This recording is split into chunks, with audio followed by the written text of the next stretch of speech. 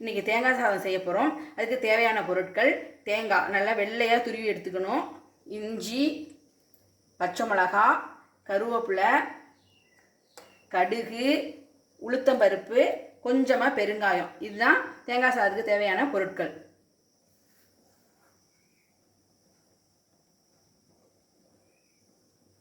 தேங்காவை வெறும் சட்டியில் வதக்கிக்கணும். நல்லா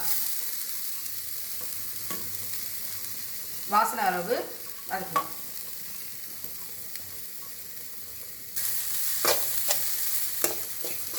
நல்லா தேங்காய் வாசனை வர வரைக்கும் வதக்கணும். இந்த அளவுக்கு வறுபட்டால் போதும். இதை ஒரு காஞ்ச எண்ணத்தில் கொட்டி வச்சுருவோம்.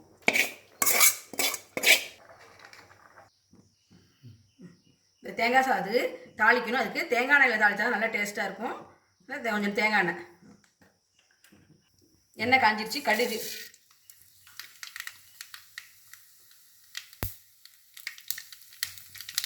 உளுத்தம்பருப்பு,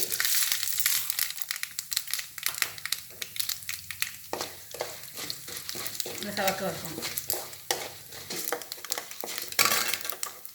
கருவேப்பிலை, பச்சை மிளகாய், இஞ்சி,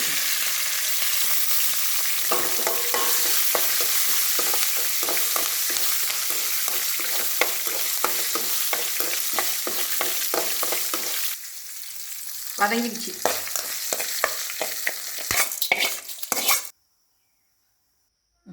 சோறு வடித்து வச்சுருக்கேன். இந்த கிளற சாதத்துக்குலாம் இந்த வடித்தோம்னா நல்லாயிருக்கும். அதனால் சோறு வடித்து வச்சுருக்கேன்.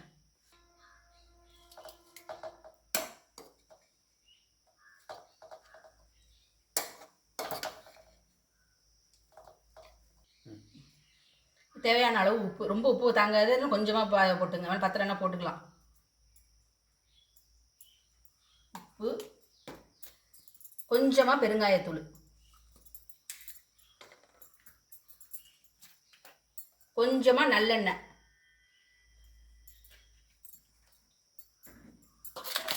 அப்படியே பிசைய வேண்டியதுதான்.